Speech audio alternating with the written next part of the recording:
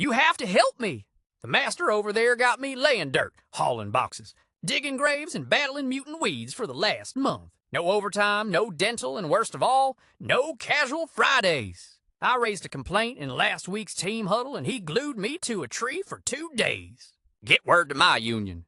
And whatever you do, do not like this video, and in the name of all that's reasonable, do not subscribe. Crap, he's coming. I gotta run. Hey everyone, welcome back to part 2 of this Mordheim build. In part 1, we built this ruined Mordheim house, and today we're going to give it a surrounding home and landscape. If you're interested in how I made the house, make sure you check out the video, link in the top left and in the description. So in this vid, I'm going to show you how I'm building the entire terrain tile for it, staying with the creepy haunted theme from the groundwork all the way through to the scatter and details. Plus, we're going to experiment with some LED effects to really make the scene come to life. So let's get straight into it. So the tile I'm using is a 12-inch piece of sort of artboard. I think it's to put paintings on or pictures. I found this really the right thing to use. 12 by 12 is the size of Necromunda tiles, so I could make 9 of these. And also I like the space underneath. It's great opportunity to put LED lights or other tricks later on. And it is a little, maybe tiny bit small for the house, but it's okay if it overhangs a little bit, particularly if you're putting a bunch of these together. So the edges hang over a bit, but the house certainly fits on. As I'm figuring out where to put it, I'm just measuring around the edges, making sure it's playable so that minis can get around the piece, and thinking of that up front. And then trace out where I want the piece to go. So just grabbing my pencil and drawing straight onto the board and just tracing that edge all around the piece. So once I've figured out where it's going to go, I just mark that off, and I know that's not where I'm going to put any sand or rocks or anything, and just leave space for the house to go down. Also tracing out the edges of the house on the upper level, just so I know where things like a ramp up might go or where the shadow would sit.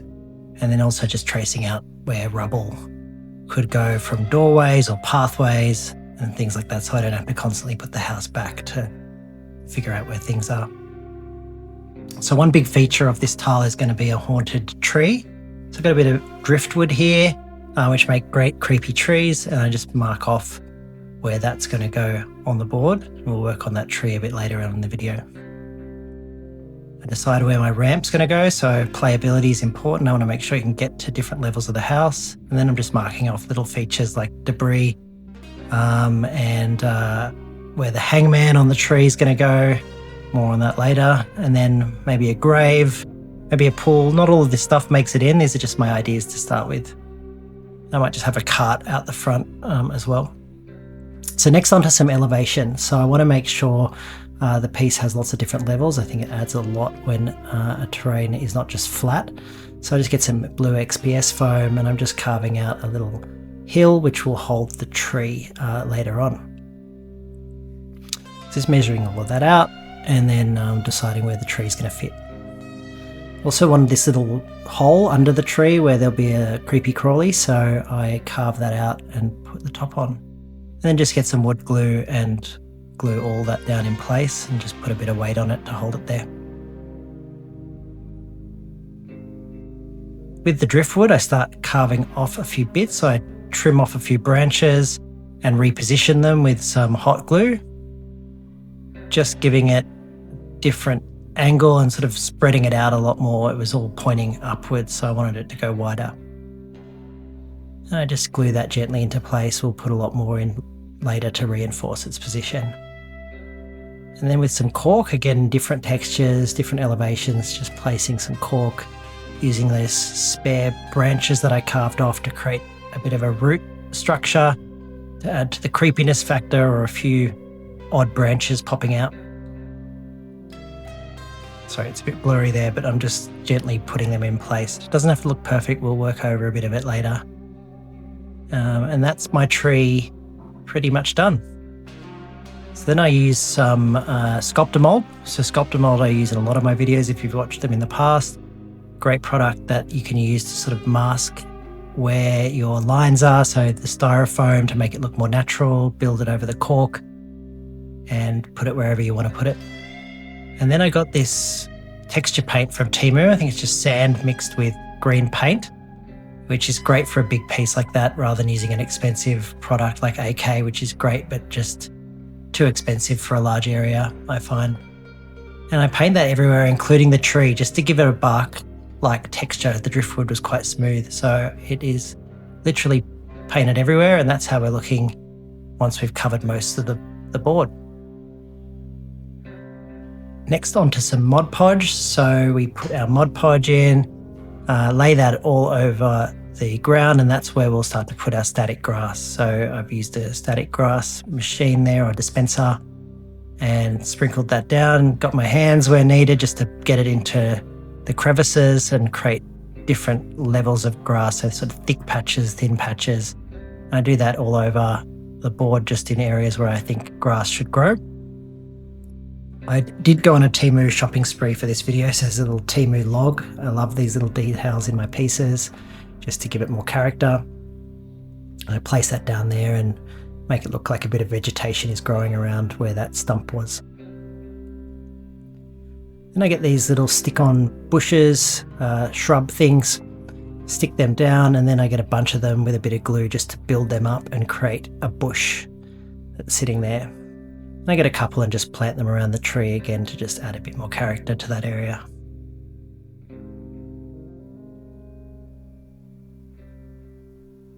And that's how we look with our grass and greenery down. Not very green, but looking pretty good. With some more Mod Podge, I start to place some pebbles and rocks. So the pebbles there are bigger where there's debris, where I think the wall was smashed in, and then the rest is maybe indicating where an old path might have been. And just getting some watered down Mod Podge to hold that in place. And that's how we're looking at this point. So I give the whole thing a primer in grey and get ready for painting. So I use some lighter colours first, so a light beige and an English uniform, and I just airbrush that all over the piece. You could do that by hand with watered down paints if you don't have an airbrush, or you could even use a rattle can. And I try to get it on the areas that are not covered in vegetation, so more that dirt area. It is very light, but that's because we're going to use some washes and paints later. Next I get onto some pigments, so I've got an ochre green and a brown colour. I put the green mostly on the grass areas, and then I use the brown more on the dirt areas. And the key here is I'm not being completely consistent, I'm being patchy, just like nature is not perfectly consistent. This just gives it some variety. And with just some water in the airbrush, I use that to sort of allow everything to blend a little bit better. Just spray that on. And don't worry, we'll seal this all in later, so it doesn't matter if the pigment is not bound down just yet. Onto the tree. So I've used some enamels for the tree. These are some enamel washes from AK, and a mix of sort of beiges, browns and greens. I start applying that in a patchy way. I use this lighter colour probably the most on the tree, and you'll see that ends up covering pretty large surface area. Then I start applying the greens. That's the light green there. And then I get the darker green, which is on the ground, but also on the tree where I think the roots might be. And just in a few different random patches, just to give variety.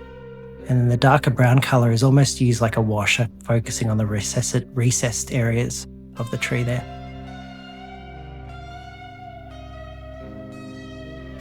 And then I give this a quick dry brush. This is just the stone areas, just to let them pop out. Then we get a brown wash. So this is again just mineral spirits and oil paints. Make it relatively runny. And then as you can see, that just spreads beautifully into the different crevices and cracks, and it binds with the pigment as well. So it just adds even more variety, but helps the piece sort of get unified. And I use one of those pipettes to put it under the grass so it doesn't change the colour of the grass. Just dab it off with a sponge where you think you've overdone it. Quick lacquer, that seals everything in, the enamels, the pigments, and then we drill a hole underneath where the house will be, and this is where my LED light's going to go. So I just line all of that up and put a hole there. So I got these little dead body miniatures. online, which are perfect for this piece. And one's going to be the hangman, and the other one's going to be a body in a pool. It was going to be a grave, but I think I just settled with a body in a pool. So with some green stuff, we put together a noose, sort of a rope, and a little stick or spear or something holding that into the ground. And then I've used a comb just to build in that rope shape, so nothing too fancy, just pressing it down on the green stuff to give it that rope look. I attached a little noose around the neck of the man, and that'll come later when I glue it together. So next we're working on some tentacles. So this is a little critter that's in that hole I built under the tree, and I just make some sort of tentacle shapes directly onto the green stuff. And there we go, and I make 3 of those. And I just sort of push them into that recess that I built. And it's something maybe coming out to grab someone passing by. And I put a little axe on my stump that I built earlier. And I've glued the hangman onto the rope. And while he's drying, we get some gloss Mod Podge, which dries clear. And I put my other body in this, which will be like a pool of water with a body in it. And the moment of truth, we just get our wood glue and glue the house directly onto the tile. And that's how we're looking while some of that glue is drying. You'll see there's a gap between the house and the rest of the terrain. And I just fill that in a little bit. So I'm using some PVA glue there, just around those edges, and just sprinkling some sand. Just to allow that to blend in with the rest of the terrain around the outside. Just sprinkling that in wherever I feel it needs it. And I start painting on some details. So you see I painted the miniatures, I painted the rope, and I'm now painting the tentacles. And I'm moving on to the ramp. So this ramp is similar to how I built the house. So I got a few of the paddle pop sticks, gave it a brown acrylic wash, and then I added a few other colors, some greens and some darker colors, just to help it match the rest of the house. So here's my LED. It's just a green stuff LED. Feed that through the bottom, glue it in so it holds, and then I just quickly stuck down the battery. Nothing too fancy there. So that's pretty much it for this video. It's a quick one, just the surrounding areas of the house. Hope you enjoy it, and please have a look at some beauty shots and subscribe for future videos. Thanks everyone.